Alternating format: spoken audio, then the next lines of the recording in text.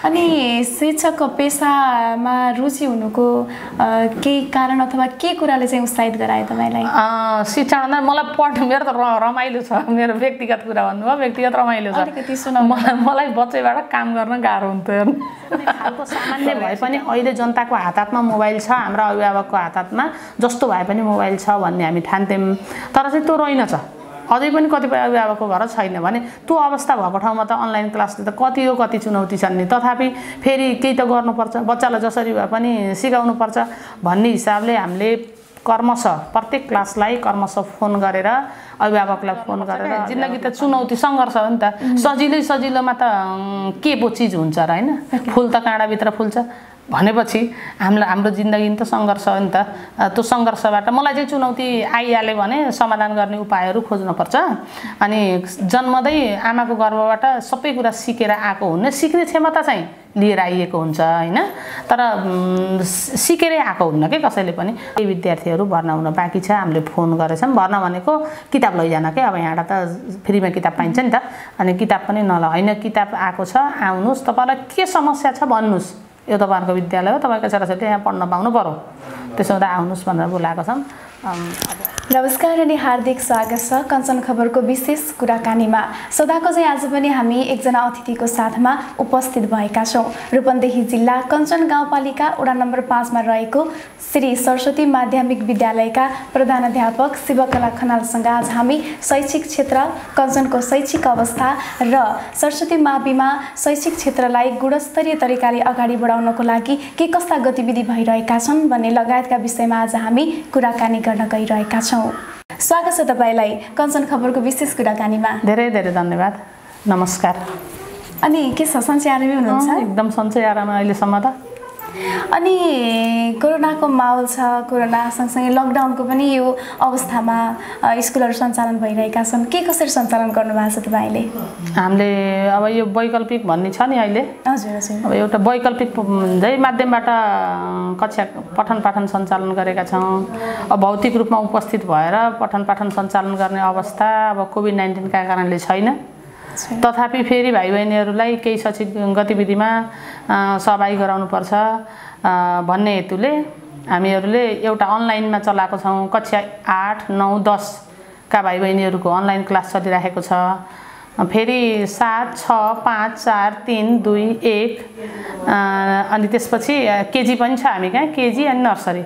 यी क्लासहरूको अनलाइन चलाउन चाहिँ सकिएको छैन। अब इन्टरनेटको पहुँच छैन, त्यही खालको मोबाइल छैन, आदि चाहिँ समस्या छन्। त्यही भएर बच्चाहरूलाई होमवर्क दिने अनि त्यसपछि पालो पालो चाहिँ उनीहरूको होमवर्क चेक गरिदिने, पालो निर्धारण गरेर उनीहरूलाई बोलाउने, फोनबाट पनि पढाउने पनि गरेका छौँ हामीले, फोनबाट, मेसेन्जरबाट। अनि यही विद्यालयमा फेरि थोरै 2-4 जनालाई पालो पालो बोलाएर यसरी चाहिँ यो सिकाइ सहजीकरण भन्न पर्यो। यसलाई पठन पाठनै भन्दा पनि मैले यसलाई सिकाइ सहजीकरण भन्न रुचाउँछु। अब भौतिक रूपमा कक्षा कोठामा विद्यार्थीलाई राखेर हामी अगाडि उभिएर फेस टु फेस शिक्षण सिकाइमा सहभागी हुने बानी परेका हामी। अब यसरी भए पनि अब यो केही चुनौतीभित्र अवसर लुकेको हुन्छ भने जस्तो खालले अब यसै यो चुनौतीलाई चाहिँ अवसरमा परिणत गर्ने चाहिँ प्रयास गरेका छौँ। यो विभिन्न माध्यमहरूको प्रयोग, फोनको, म्यासेजको, मेसेन्जरको, त्यसपछि अनलाइन। अब अरू साना साना क्लासका भाइ बहिनीहरूलाई होमवर्क दिन जाने, लिन बोलाउने, अभिभावकलाई बोलाउने अनेकन उपायहरू अपनाएर चाहिँ सिकाइ सहजीकरण गर्ने प्रयास चाहिँ हाम्रो निरन्तर जारी छ। यसरी नै गरेका हौँ। विद्यालयहरूमा अथवा राजधानीमा बस्ने हाम्रो नेपालको सबै प्रकारका सुविधा, पहुँच है, सेवा सबै भएको ठाउँ भनेर हामी काठमाडौँ राजधानीलाई भन्छौँ, केन्द्रीय राजधानीलाई। त्यही त अनलाइन क्लासको सफलता माथि चाहिँ प्रश्न उठेको छ। प्रभावकारी हुन सकेको छैन। सबै अभिभावकको पहुँचमा चाहिँ इन्टरनेट नभएको, त्यही प्रकारको मोबाइल नभएको हैन, त्यसो हुँदा चाहिँ सक्सेस नभएको र जहाँ चाहिँ मोबाइल छ, इन्टरनेट एक्सेस छ, त्यहाँ पनि फेरि साइकोलोजिकल्ली बच्चाहरूलाई चाहिँ टर्चर गरेको अनलाइन क्लासले। उनीहरू चाहिँ जसरी भौतिक रूपमा कक्षा कोठामा रमाएर टिचरको सामिप्यतामा रहेर आफ्नो सिकाइलाई अगाडि बढाउँथे, त्यो एक प्रकारको इन्टिमेसी चाहिँ कायम त हुन सक्दैन अनलाइन क्लासमा, त भर्चुअल हो है। त्यस्तो भएको छ भने हामी त अब कहाँ यस्तो गाउँमा छौँ, हामी कहाँ त सबैसँग अब हामीले घर दैलो गर्न जाँदा अहिलेको अवस्थामा मोबाइल नभएको घर पनि भेट्टायौँ के। हो त्यो प्रतिशतको हिसाबले अब नहोला, एकदमै कम होला, तथापि त्यस्ता अभिभावकहरू पनि हुनुहुँदो रहेछ भन्ने हामीलाई थाहा भयो। हामीलाई लाग्थ्यो कि सानो हेलो हाई गर्ने के हुन्छ नि, म्यासेज सेन्ड गर्ने, सन्चो बिसन्चो सोध्ने खालको सामान्य भए पनि अहिले जनताको हातमा मोबाइल छ, हाम्रा अभिभावकको हातमा जस्तो भए पनि मोबाइल छ भन्ने हामी ठान्थ्यौँ। तर चाहिँ त्यो रहेनछ, अझै पनि कतिपय अभिभावकको घर छैन भने त्यो अवस्था भएको ठाउँमा त अनलाइन क्लासले त कति चुनौती छन् नि। तथापि फेरि केही त गर्नुपर्छ, बच्चालाई जसरी भए पनि सिकाउनुपर्छ भन्ने हिसाबले हामीले कर्मशः प्रत्येक क्लासलाई कर्मशः फोन गरेर, अभिभावकलाई फोन गरेर, अभिभावकलाई कन्भिन्स गरेर, बच्चालाई बोलाएर, अनि कसको चाहिँ इन्टरनेटमा पहुँच छ, कसको इन्टरनेटमा पहुँच छैन त्यो छुट्याएर, र टिचरलाई फेरि ग्रुप बनाएर अभिभावकको घर दैलोमा पठाएर इन्टरनेट पहुँच भएका, इन्टरनेट पहुँच नभएका, मोबाइल भएका, मोबाइल नभएका त्यो सबै डेटा हामीले कलेक्सन गरेर ल्याएर हेरेर अनि बल्ल अनलाइन क्लास चलाउँदा त हाम्रो स्टुडेन्टहरू 100% छैनन्। मैले अघि नै भने नि 8, 9, 10 को चाहिँ अनलाइन छ, तर अनलाइन भइकन पनि हाम्रा भाइ बहिनीहरू 100% अनलाइन क्लास चाहिँ लिन पाइरहेको अवस्था छैन, चुनौती चाहिँ छ।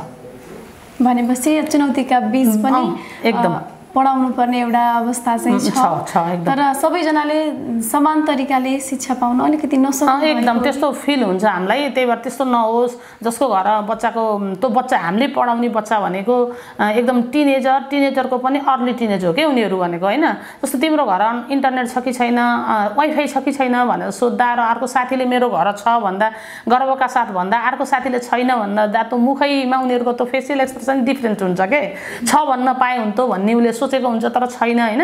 त्यसो भएर त्यसले चाहिँ अब पारेको छ के, त्यसले असर पारेको छ, अप्ठ्यारो पारेको छ। अनि कतिपय अभिभावकहरूले हिजो चाहिँ उहाँहरू इन्टरनेट जोड्नु भएको थिएन, आज बच्चाकै लागि इन्टरनेट जोडिदिनु भएको छ, बच्चाकै लागि चाहिँ मोबाइल, अब त्यो सक्नेहरूले त त्यो गर्नुभएको छ। कसैलाई त चाहना हुँदै पनि आफ्नो घरको अवस्थाले गर्दा चाहना हुँदै नसक्नेहरू पनि हुनुहुन्छ। त्यसमा फेरि हामीले कस्तो भूमिका खेलेछौँ यो अनलाइन क्लासलाई? हामी टिचरहरूले भने जसको छिमेकीमा छ भने छिमेकीको उहाँहरूले मागेर अथवा सेयर गरौँ न भनेर दिनुहुन्छ, त ठिक छ, होइन भने हामी फोन गरेर पनि सेयर यो चाहिँ दिनुहोस्, यो पढन्जरीको लागि भए पनि दिनुहोस्, बच्चालाई पढ्न पाएन उसले भनेर छिमेकीमा फोन गरेर अनि छिमेकीकोमा अनलाइन क्लास चलन्जरी गएर पढ्ने बच्चाहरू पनि हाम्रा छन्। फेरि सुविधा भएर पनि होइन, सेयरिङ गरेर पनि बच्चाहरूले पढिरहेको छन्। यति हुँदाखेरि 100% चाहिँ छैन कि, चुनौती त छ नि, नहुने कुरै भएन नि। आर्थिक अवस्था छ, अनेकन कुरा छन्, अनेकन परिस्थिति छन्, सबै हामी एउटै अवस्थाका छैनौँ। अझ सामुदायिक विद्यालयहरूको अभिभावकको अवस्था अलिकति फेरि फरकै छ। त्यो भनेको छँदै छैन, गर्नै नसक्ने त्यस्तो त भन्न मैले खोजिनँ, होइन? छैन त्यस्तो त, तथापि पनि चुनौतीहरू छन् के। अब यो चुनौतीको बावजुद पनि कक्षाहरू सञ्चालन भइरहेका छन्, भौतिक रूपमा नभए पनि अब हामीले अनलाइनबाटै गरिरहेका छौँ भन्नुभयो। अनि के छ यो स्कुलको, यो विद्यालयको भौतिक अवस्था के कस्तो छ? यो हाम्रो विद्यालयको भौतिक अवस्था सामान्य प्रकारकै छ, त्यति अब एकदम उत्कृष्ट प्रकारको भौतिक व्यवस्थापन हुन सकिरहेको त छैन। अब त्यो हुने क्रममा छ। अब हामी कहाँ इन्टरनेटको पहुँच छ, विद्यालय चाहिँ इन्टरनेटको पहुँचमा छ। अनि त्यसपछि त्यो इन्टरनेट व्यवस्थापन गर्नको लागि गाउँपालिकाले हामीलाई 12,000 रुपियाँ पैसा नै दिन्छ के वर्षको। अनि अहिले त फेरि यो सिकाइ सहजीकरण गर्नका लागि भनेर पनि केही आर्थिक सहयोग गाउँपालिकाले गरेको छ।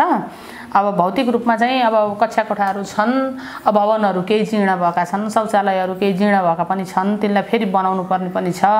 अब योले चाहिँ कर्मशः बायाँ चाहिँ सर्दैछ विद्यालयले। हिजोको भौतिक अवस्था भन्दा आजको भौतिक अवस्था चाहिँ सुधारोन्मुख चाहिँ छ हाम्रो विद्यालयको। अब कम्प्लिटली अन्य सामुदायिक विद्यालयहरूसँग कम्पेयर गर्दा त हामी छैनौँ त्यस्तो, होइन?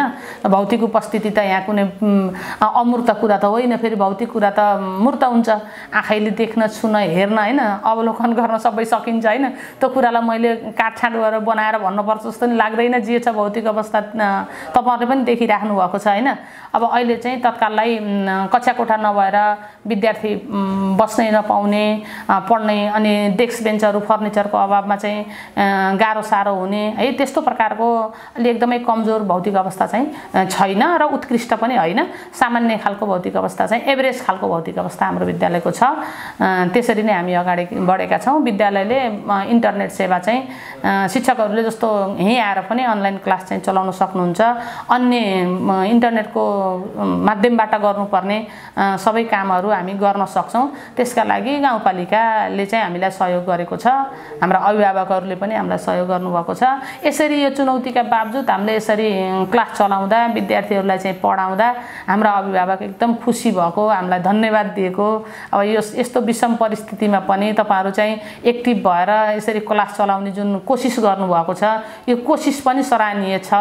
हाम्रो यति धेरै चुनौती छन्, हाम्रा यति धेरै अप्ठ्याराहरू छन्, हामी स्वयं अप्ठ्यारोमा छौँ हामी अभिभावकहरू, र पनि फेरि हामीलाई इन्करेज गरेर फोन गरेर यसो गरौँ उसो गरौँ भनेर हामीसँग सल्लाह गरेर सँगसँगै भएर यी क्लासहरू चलाइराख्नु भएको छ।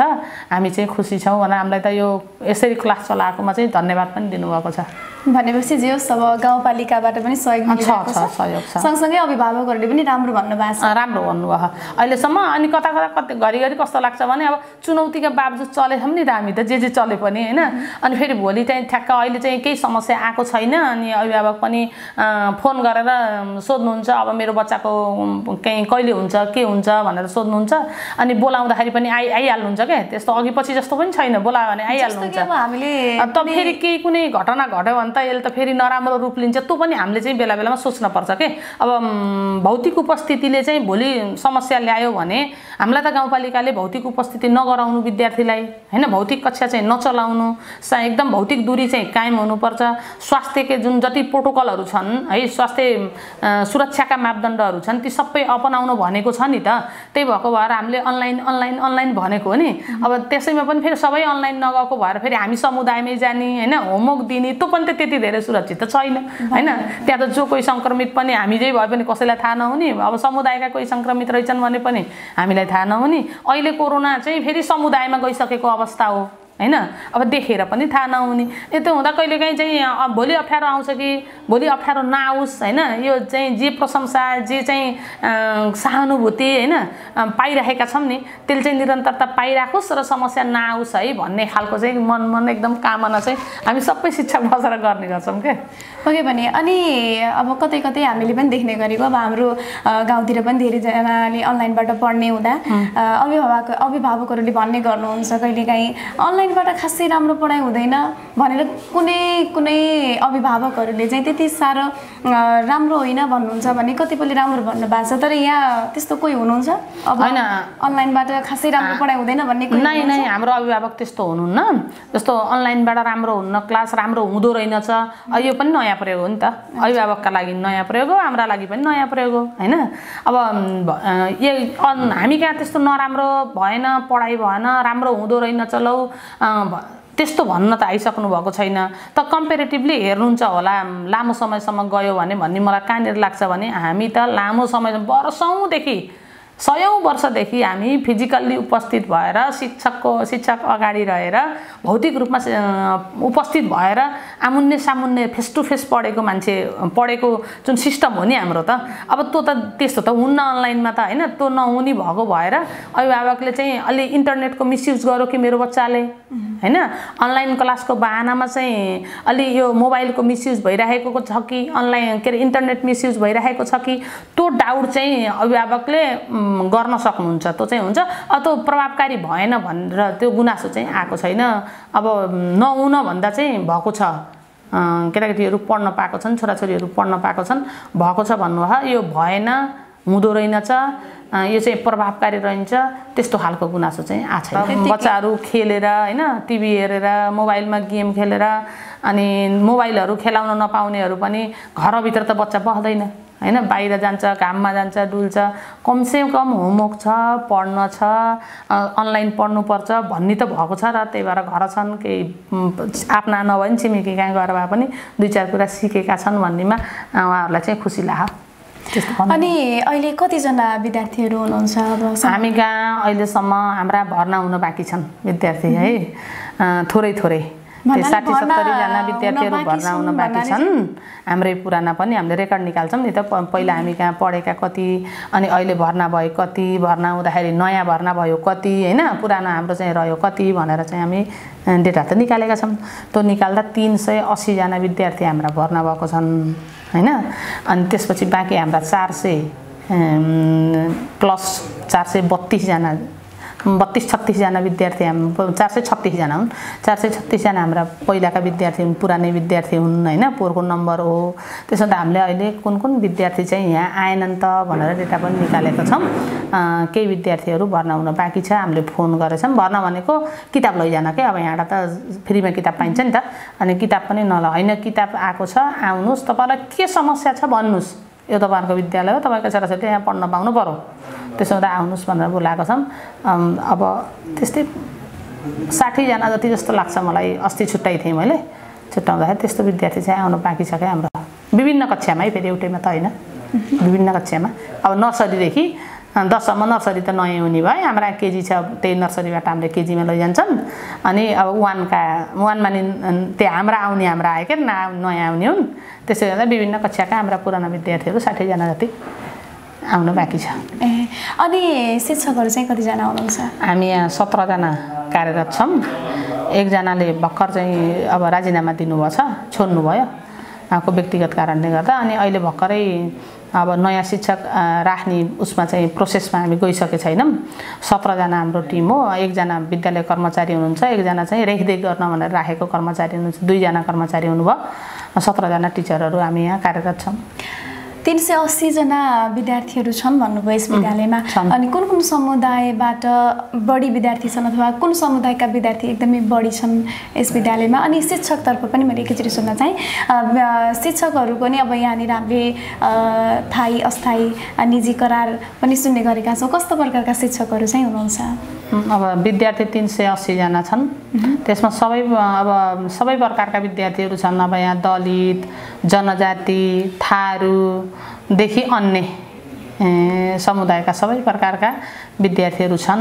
अब एकदमै फलानु समुदायको एकदमै बढी अनि फलानु समुदायको एकदमै कम भन्ने चाहिँ छैन। सबै प्रकारका समुदायका मिश्रित बालबालिकाहरूले अध्ययन गर्छन्। यहाँ ती 380 जनाभित्र यहाँ तराईमा हाम्रो क्याचमेन्ट एरियाभित्र पर्ने, हाम्रो क्याचमेन्ट एरियाभित्र बसोबास गर्ने सबै प्रकारका अभिभावकका छोराछोरीहरू, सबै जाति, सबै धर्म जे छ यहाँ त सबै प्रकारको प्रतिनिधित्व विद्यालयभित्र छ। भनेपछि समावेशी विद्यालय छ, समावेशी जैसा हुन्छ नि, एउटा निश्चित समुदाय का मात्रै चाहिँ बहुमत भएको, अर्को कुनै एउटा समुदायका विद्यार्थीहरू अल्पमत भएको त्यस्तो चाहिँ छैन। सबैजना बराबर तरिकाले। अब केही थोरै त होला अब हैन, 2-4 8-10 संख्या के अरे 8-10 जनाका हिसाबले थोरै अथवा बढी हैन, त्यस्तो त हुन सक्यो हैन।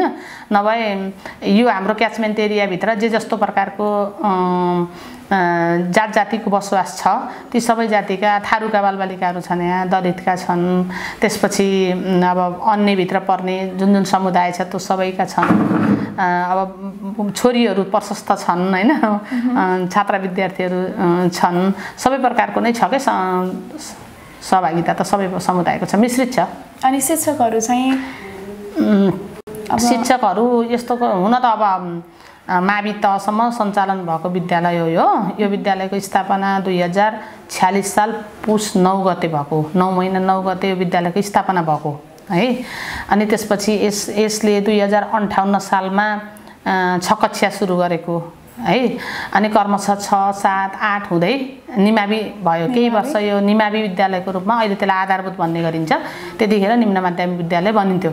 अनि त्यसपछि फेरि 68 सालमा आएर यो विद्यालयले 9 कक्षा सञ्चालन गरेको हो है, मावि के 9 कक्षा सञ्चालन गरेको हो। अनि त्यसपछि 69 सालमा चाहिँ पहिलो ब्याच एसएलसी दिएको विद्यालय हो यो है। अब 9 वर्ष पुरै भयो के मावि भएको, 10 वर्ष पुरा भयो भने एसएलसी दिने भाइ बहिनीहरूको चाहिँ अहिले यो 9औं ब्याच गयो, अब 10औं ब्याचमा अब जाँदैछ हैन। अब यसरी विद्यालयको यसरी क्रमशः चाहिँ अपग्रेड हुँदै गयो, प्राविबाट निमावि भयो, निमाविबाट मावि भयो। त्यही अनुरूप आधारभूत तहको पहिलो 1-5 मा त विषयगत दरबन्दी हुँदैन है, सबै विषय पढाउन सक्ने शिक्षक चाहिन्छ प्राथमिक विद्यालयमा अथवा 1-5 मा। अनि निम्न माध्यमिक तह अहिले जसलाई हामी आधारभूत तहको दोस्रो तह भनेर भन्ने गर्छौँ, 6 देखि 8, त्यहाँ चाहिँ विषयगत शिक्षक चाहिन्छ के, विषयगत दरबन्दी र त्यही दरबन्दीमा भएको शिक्षक चाहिने हो। र माविमा पनि त्यही हो। अब हामी कहाँ कस्तो खालको चुनौती छ भने हामी प्राविमा चाहिँ 6 जना छौँ हैन। अनि त्यसपछि आधारभूत तहको दोस्रो 8 देखि 8 सम्म 3टा चाहिँ राहत अब राहत भनेर भनेको त सुन्नुभयो नि, राहत दरबन्दी के राहतमा हुनुहुन्छ। त्यसपछि माविको चाहिँ एउटा अनुदान छ, त्यो दरबन्दी पनि होइन है, दरबन्दी पनि होइन, त्यो चाहिँ के अरे राहत पनि होइन है। त्यो एकमुष्ट पैसा विद्यालयलाई सङ्घीय सरकारले त्यो बजेट छुट्याउँछ, हाम्रो गाउँपालिकामा त्यो पैसा आउँछ अनि गाउँपालिकाले हाम्रो विद्यालयको खातामा पैसा हाल्छ। त्यो मावि तहको अनुदान कोटा भनेर त्यसलाई भनिन्छ, जम्मा एउटा छ। अब यहाँको चुनौती के हो भने मावि सन विद्यालय चलेको वर्षौँ भइसक्यो है, तर हामी कहाँ चाहिँ विषयगत दरबन्दीमा शिक्षकहरू हुनुहुन्न। अब माविमा त कुनै पनि हुनुहुन्न भन्दा पनि हुन्छ के, एउटा अनुदान छ, त्यही अनुदानमा एकजना शिक्षक हुनुहुन्छ। अब विषय साइन्स, म्याथ, नेपाली, इङ्ग्लिस सबै विषयमा विशिष्टता हासिल गरेको शिक्षक चाहिन्छ के। अब त्यो हामी कहाँ छैन भनौँ, हामीले हाम्रो स्रोतबाट चाहिँ व्यवस्थापन गरेर चलाएको छौँ। हुनुहुन्छ विषयगत शिक्षक त है, नेपाल सरकारले दरबन्दी सिर्जना गरेर अथवा राहत अथवा अस्थायी अथवा अनुदानै पनि विषयगत रूपमा सबै त्यस्तो चाहिँ छैन हामी कहाँ। त्यो चुनौती हो हाम्रो, एकदम चल्नै गाह्रो हुने कुरा त्यो पनि हो के। अब विषयगत रूपमा शिक्षक नभइसकेपछि विद्यालयले निजी स्रोतमा शिक्षक राखिसकेपछि अब हामी कहाँ कति प्रकारका भयो त, थाई भयो एका थरी, अर्का थरी राहत भयो, अर्को एक थरी अनुदान भयो, अनि बाँकी फेरि निजी स्रोत हुनुभयो। एउटै विद्यालयभित्र यति थरीका छौँ क्या हामी। अब त्यो त चुनौती हो नि त। अब खास भन्ने त नीतिगत व्यवस्था त के छ भन्दा सबै चाहिँ के अरे आयोग खोल्नुपर्ने, स्थायी रूपमा चाहिँ शिक्षक चाहिँ नियुक्ति भएर सरासर लोकसेवाले जसरी कर्मचारीहरू नियुक्ति गर्छ त्यसरी शिक्षक चाहिँ नियुक्ति गर्दै जाने, नेपाल सरकारले दरबन्दी क्रिएट गर्ने है, त्यो हो क्या खास प्रक्रिया त। अब त्यस्तो चाहिँ छैन क्या, यहाँ चुनौती छ। त्यही भएर पनि हामीलाई एकदम गाह्रो हुन्छ, समयमा गाह्रो हुन्छ। अब गाह्रो भए पनि जसो चलेका छौँ, फेरि त्यो सहर्ष स्वीकारेका छौँ क्या चुनौतीलाई। छ भनेर बाग्ने त कहीँ पुगिन्न नि। अलिकति म व्यक्तिगत कुरालाई जोड्न चाहन्छु। तपाईँ शैक्षिक पेसामा, शिक्षक पेसामा लागेको चाहिँ कति वर्ष भयो? म त 23 वर्ष भयो। 23 वर्ष भयो। 23 वर्ष भयो। अनि शिक्षकको पेसामा रुचि हुनुको केही कारण अथवा के कुराले चाहिँ उत्साहित गरायो तपाईँलाई? शिक्षण मलाई पढ्नु मेरो त रमाइलो छ। मेरो व्यक्तिगत कुरा भन्नुभयो, व्यक्तिगत रमाइलो छ। मलाई बच्चैबाट काम गर्न गाह्रो हुन्थ्यो। घरियासी काम गर्ने, खेत गोड्ने, धान रोप्ने होइन, घाँस काट्ने, भैँसी पाल्ने मलाई आमाले गरेको देख्दाखेरि मैले पढिनँ भने मेरो जिन्दगी त आमाको जिन्दगी हो है भोलि त। त्यसो त पढेँ, मेरो दिमागमा त्यो बालापनमै के थियो भने पढे लेख्यो भने चाहिँ आफ्नो केही जागिर खान पाइन्छ अनि आफू चाहिँ स्वावलम्बी भइन्छ। अनि त्यो प्रकारको काम कठिन काम मलाई मन नपर्ने, मलाई रुचि नभएको है, त्यो काम चाहिँ गर्नु पर्दैन मैले होइन। म जागिर खान पाउँछु, म नोकरी गर्न सक्छु है। त्यसो भएर मैले पढ्नुभयो, त्यस्तो खालको बालापनमै त्यो खालको छाप थियो मलाई होइन। त्यही हिसाबले चाहिँ मैले स्कुल लेभलबाटै पढ्नुपर्छ भन्ने भावना, मलाई पढेका मान्छेले काम गर्न पर्दैन भनेर सबभन्दा सुरु भएको मेरो मनमा होइन। अनि पढ्दै गइसकेपछि पछि चाहिँ हुन त म परिवारको जेठी छोरी हुँ होइन, म जेठै सन्तान हुँ। मलाई गाइड गर्ने अघिल्लो सन्तान चाहिँ थिएन हाम्रो परिवारमा। बुवा चाहिँ मेरो बुवा पढ्नुभएको थियो, राम्रै पढ्नुभएको थियो भने आमा साक्षर हुनुहुन्छ, अझै नै हुनुहुन्छ। बुवा त मैले गुमाइसकेँ, तर बुवा पनि पढा लेखा हुनुहुन्थ्यो। आमा पनि पढ्नुपर्छ भन्ने भावनाको अलि पुरानो मान्छे भइकन प्रगतिशील चेतना भएको आमाको छोरी हुँ के म। आमाले पनि पढ्नुपर्छ, मेरो जस्तो जिन्दगी हुन्छ छोरी तिम्रो, तिमीलाई गाह्रो हुन्छ भनेर चाहिँ प्रेरित गर्नुहुन्थ्यो पढ्नका लागि। इभन आमालाई पहिलो शिक्षक भनिन्छ, वास्तवमै पहिलो शिक्षक हो मेरो फेरि, किनभने आमाले पढ्न जानेको भएर मलाई अक्षर चिन्न पनि सजिलो भएको बच्चामा। अब शिक्षण पेसामा कसरी आएँ भने अब एसएलसी गरेँ, एसएलसी गरिसकेपछि मैले एजुकेसन फ्याकल्टी लिएर, अहिले +2 भनिन्छ, मेरो पालामा +2 थिएन, पिसिएल थियो होइन। अनि गरिसकेपछि एजुकेसनबाट मेजर इङ्ग्लिस, अनि त्यसपछि बिएड त्यसैबाट, एमएड त्यसैबाट भइसकेपछि अनि म निजामतीतिर जानका लागि चाहिँ त्यस्तो पारिवारिक भएन, गाइड भएन के। अब मलाई हाम्रो परिवारमा त्यस्तो अग्रज पनि मैले देखिनँ। अनि सबै शिक्षण पेसामै, अनि शिक्षण पेसा चाहिँ आज पो अनेकन प्रकारले व्याख्या गरिन्छ होइन। मर्यादित हो नि त पेसा त फेरि है। म आफूलाई चाहिँ गर्व लाग्छ है फेरि, किनभने अनेकन प्रकारको कति पत्रकार, कति डाक्टर, कति अब योग्य के अरे सिपयुक्त किसान, त्यसको जगमा त शिक्षक छ नि। मैले आफूलाई त्यहाँ भेटेको पाउँछु के, चाहे मैले चाहिँ नपढाएका मान्छेहरू पनि त सबै मैले पढाएका हुन्छन् भन्ने त होइन, तर कहीँ न कहीँको शिक्षकले त पढाएको छ नि म जस्तै होइन। त्यही भएर हरेक जनशक्तिको जगमा हामी छौँ भन्ने लाग्छ कि मलाई। भनेको मतलब शिक्षक छ, हामीले चाहिँ गर्व गर्नुपर्छ, किनकि विद्यालय नगइकन है, विद्यालय शिक्षा पुरा नगरिकन उच्च शिक्षा गरेका र विशिष्टता हासिल गरेका मान्छेहरू त असाध्यै कम होलान्, कतै कतै होलान् है। सबैले चाहिँ विद्यालय शिक्षा क्रस गरेर नै विशिष्टतातिर अगाडि बढेको त हो नि। त्यही भएर त सबै प्रकारको जनशक्तिको जग चाहिँ शिक्षक हो भन्ने लाग्छ मलाई। आज पनि शिक्षक हुनुमा गर्व लाग्छ।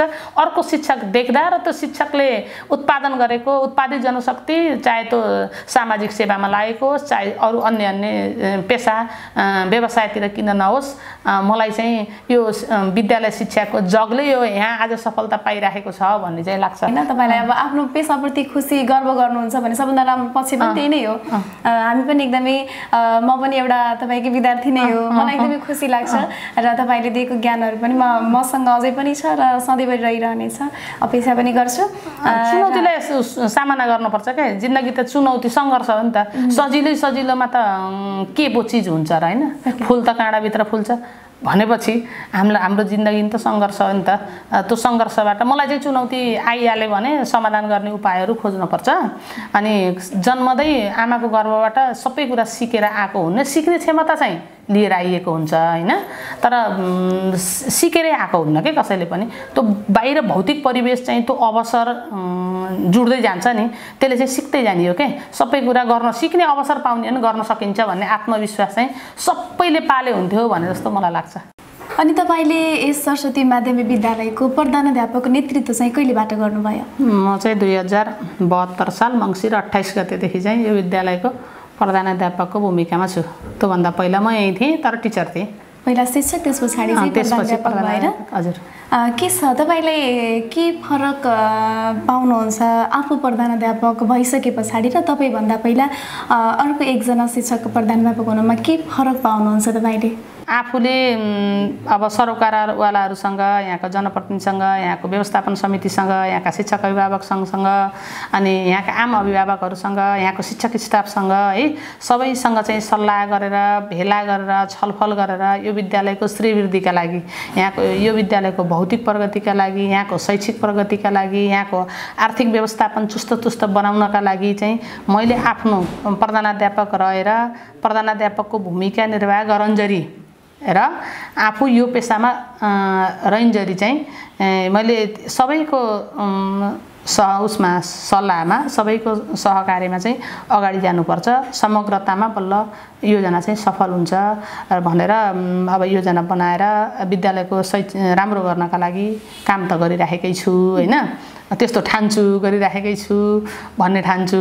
अब मैले पहिला कसले यस्तो गर्नुभएको थियो, म आएर यो गरेँ, उहाँभन्दा म यसरी बेटर हो भनेर म चाहिँ त्यस्तो प्रुफ मैले मेरो मुखबाट मलाई गर्न चाहिँ चाहन्न, तर पनि अरूबाट त प्रुफ होस् भन्ने म चाहन्छु के। शैक्षिक गुणस्तरको लागि चाहिँ राम्रो प्रयास एकदम प्रयासरत छु, त्यो भइ पनि रहनेछु, त्यो प्रतिबद्धता पनि छ होइन। र आफू चाहिँ जुन पेसा गरेर बसिन्छ त्यो पेसाप्रतिको इमान्दारिता, आफूले पाएको पदीय जिम्मेवारी, त्यो भूमिका चाहिँ निर्वाह गर्न गर्नुपर्छ, चाहे त्यो चुनौतीपूर्ण किन नहोस् भन्ने मान्यता म राख्छु र त्यही अनुसार त सबैसँग सहकार्य गरेर अगाडि बढिराखेकै छु होइन। अब त्यसैको परिणाम त आज जे छ त्यो होला है। तर मैले अघि नै भनिसकेँ, मैले सकारात्मक प्रयास गर्ने हो होइन। मेरो चाहिँ नियत सफा हुनुपर्छ यहाँ काम गर्दाखेरि होइन, त्यो उसमा चाहिँ म सफा छु, मेरो प्रयत्न चाहिँ एकदमै सकारात्मक छ। यस विद्यालयको शैक्षिक गुणस्तर अझ वृद्धि गर्नको लागि के कस्ता योजना बनाउनु भएको छ? यो विद्यालयको अब सबैभन्दा महत्त्वपूर्ण चुनौती पनि त्यही हो र सबैभन्दा स्थापित गराउने अवसर पनि त्यही हो फेरि है। शैक्षिक गुणस्तरै हो कि जति राम्रो भौतिक व्यवस्थापन भए पनि त्यहाँ चाहिँ शैक्षिक गुणस्तर राम्रो छैन भने त्यो बेकार कस्तो हुन्छ भने फिक्का हुन्छ के। त्यही भएर यो विद्यालयको शैक्षिक उन्नयन गराउनका लागि मैले यहाँ अब वार्षिक रूपमा योजना बनाएर जस्तो आमा भेला गर्ने, अभिभावक भेला गर्ने, त्रैमासिक रूपमा शैक्षिक अन्तर्क्रिया गर्ने है, यस्ता प्रकारका योजनाहरू हामी बनाएको छौँ, गर्छौँ। अनि विद्यालय सुधार योजना बनाउने, त्यसलाई अद्यावधिक गर्ने हैन जाने। अनि त्यसपछि यहाँ अहिले समयको माग छ नि त, अङ्ग्रेजी माध्यममा पढाउनु पर्छ भन्ने माग छ, समयको अभिभावकहरूको माग छ। त्यो मागलाई पनि सम्बोधन गर्दै र त्यसरी चाहिँ शैक्षिक गुणस्तर कायम गर्न सकिन्छ भने किन पछाडि हट्ने हैन, होइन त हामीले किन नसक्ने त, सक्छौँ नि त, हामीसित नि त्यो क्षमता छ नि त भनेर हामीले हाम्रो विद्यालयलाई इङ्ग्लिस मिडियममा पनि चलाएको छौँ। अहिले 6 कक्षासम्म गएको छ, विगतमा 5 सम्म थियो, अहिले चाहिँ क्रमशः गएको त्यो पनि 5 सम्म, 1-2 वर्ष हामी 5 सम्म मात्रै चलायौँ, फेरि अहिले 6 मा अपग्रेड गरेको छ। अनि क्रमशः यो अगाडि जान्छ। यो पनि छ, हामी अभिभावक भेला गर्छौँ, आमा भेला गर्छौँ। त्यसपछि प्रत्येक अब अहिले कोरोनाको कारणले गर्दा त्यो गर्न पाइएको छैन फेरि है, अब यो इन्टरभ्यूमा यो नबनोस् कि नगरेको कुरा पनि गरेको बनेको त्यस्तो नेगेटिभ सन्देश चाहिँ नजाओस् है, फेरि अहिले गरेको छैनौँ फेरि योजना हाम्रो छ हैन, थियो र छ पनि, तर त्यस्तो छैन। अनि बाल मैत्री कक्षा कोठाहरू बनाउने, अनि त्यसपछि शैक्षिक सामग्रीले भरिपूर्ण भएका कक्षा कोठाहरू बनाउने, अनि कम्प्युटर प्रयोगशाला, प्रयोगात्मक कम्प्युटर आजको प्रविधिसँग जोडेर शिक्षणलाई लैजानुपर्छ भनेर विज्ञान कम्प्युटर प्रयोगशाला छ हामी कहाँ, त्यसको प्रयोग गर्ने। अनि विज्ञान प्रयोगशाला छ, त्यसको प्रयोग गर्ने। अनि यहाँको शैक्षिक उन्नयनका लागि फेरि सरकारवालाहरूसँग छलफल गर्ने है, बैठक बस्ने, अनि बनाएका योजनाहरू चाहिँ उहाँ सरकारवालाहरूसँग राख्ने र त्यसलाई पास गरेर अगाडि बढ्ने, त्यो चाहिँ हामीले यहाँको शैक्षिक गुणस्तर वृद्धि गर्नका लागि गरेका छौँ। र अहिलेसम्म जे जति प्रकारको जनशक्ति, शैक्षिक जनशक्ति यहाँको शैक्षिक गुणस्तर अभिवृद्धि गर्नमा लागि परेको छ, त्यो जनशक्ति पनि हाम्रो फेरि क्वालिफाइड छ। हजुरभन्दा अगाडि अहिले यसै वडा नम्बर 5 का अध्यक्ष कृष्ण प्रसाद अधिकारी पनि यस विद्यालयको प्रधानाध्यापक रहिसक्नु भएको छ, बनिसक्नु भएको छ। अहिले तपाईँ प्रधानाध्यापक बनिरहँदा तपाईँले ल्याएका यी योजनाहरूलाई सफल पार्नको लागि उहाँले कतिको भूमिका खेल्नु भएको छ? अब वडा नम्बर 5 का वडा अध्यक्ष कृष्ण प्रसाद अधिकारी सर मेरो कक्षा 1 देखि मलाई अध्यापन गर्नुभएको गुरु पनि हो है, मेरो गार्जियन हो, एक हिसाबले मलाई पढाउनु भएको गुरु हो। त्यसपछि उहाँसँग सँगसँगै लामो समयमा उहाँको अन्डरमा शिक्षक भएरै काम गरेँ। सर प्रधानाध्यापक हुनुहुन्थ्यो, म यही विद्यालयमा शिक्षकको रूपमा कार्यरत थिएँ र त्यसरी काम गरियो। पहिला मलाई पढाउनु भयो, त्यसपछि उहाँसँग सँगै सहकर्मी भएर काम गर्ने अवसर पाएँ। उहाँ प्रधानाध्यापकको भूमिकामा हुनुभयो, म शिक्षक भएर काम गरेँ। र फेरि आज उहाँ 2072 साल मङ्सिरको 27 गते चाहिँ उहाँ चाहिँ रिटायर हुनुभयो, अनिवार्य अवकाशमा पेन्सन हुनुभयो। त्यसपछि उहाँको जीवन चाहिँ समाजसेवामा, पहिलेदेखि सामाजिक सेवामा सरको रुचि थियो, त्यही अनुसार उहाँ फेरि समाजसेवाको अवसर प्राप्त गर्नुभयो वडा अध्यक्षको रूपमा।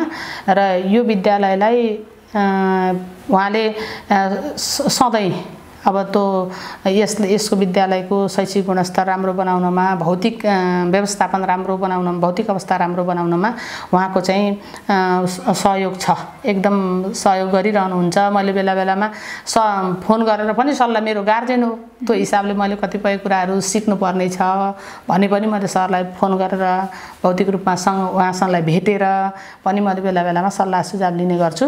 र उहाँले सरले चाहिँ यो विद्यालय आफूले नेतृत्व गरेर छोडेर गएको विद्यालयलाई चाहिँ, हुन त सरले सबै विद्यालयलाई है, अहिले हाम्रो वडा नम्बर 5 को वडा अध्यक्ष उहाँ, यहाँ 5 वटा सामुदायिक विद्यालय छन् हैन। अहिले मैले चाहिँ अरूलाई गर्नुहुन्न, हाम्रोलाई बढी त्यस्तो भन्न खोजेको होइन, उहाँको त सबैलाई समान गर्नुपर्ने भूमिकामा हुनुहुन्छ सर है। तथापि उहाँ मेरो अभिभावक भएको हिसाबले र प्लस यो विद्यालयको पूर्व प्रधानाध्यापक भएको हिसाबले र अहिले चाहिँ वडा नम्बर 5 को वडा अध्यक्ष भएको भएर यो विद्यालयलाई गर्नुपर्ने सबै प्रकारका सहयोग चाहिँ गर्नुहुन्छ। उहाँको सकारात्मक सहयोग हामीले पाएको छौँ, सल्लाह सुझाव पनि पाएको छौँ, गार्जियनसिप अभिभावकत्व पनि पाइएको छ, सहयोग गर्नुहुन्छ। सरस्वती माध्यमिक विद्यालय एउटा सामुदायिक विद्यालय पनि हो।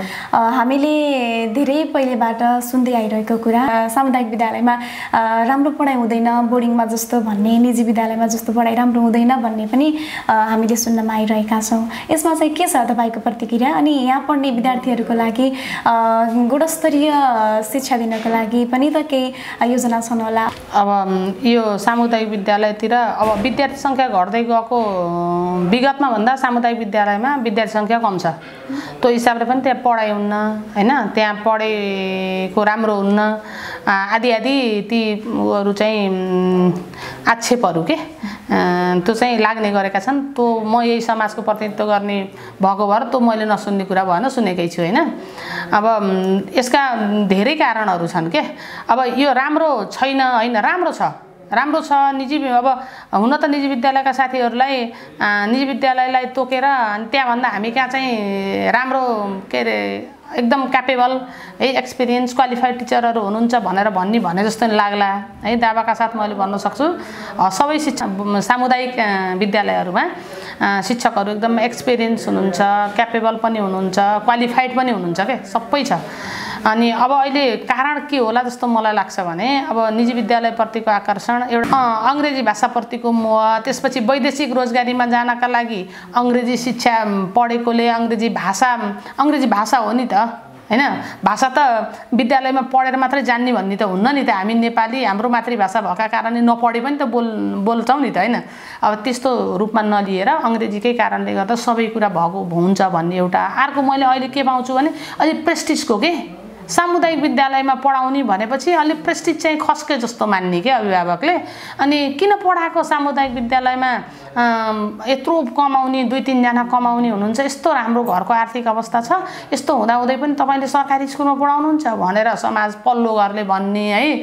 अहिले त म त त्यस्तो त्यसरी पो विश्लेषण गरेको पाउँछु। तथापि यहाँभित्र पनि फेरि चुनौती नभएका अप्ठ्यारा नभएका होइनन्, यसका पनि आफ्नै कारण छन्। सामुदायिक विद्यालयलाई लाग्ने दोषहरू लाग्नुपर्ने पनि फेरि आफ्नै प्रकारका कारणहरू त छन्।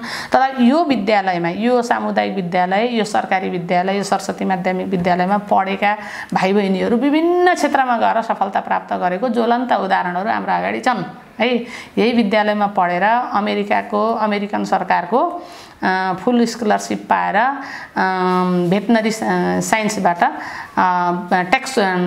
ट्याक्सोलोजी भन्ने विषयमा नारायण आचार्य भन्ने विद्यार्थीले चाहिँ पिएचडी गर्नुभएको छ। अहिले यही स्कुलमा पढेको विद्यार्थी हो। अब कसरी यो विद्यालय कमजोर, कसरी हामी कमजोर भनौँ हैन।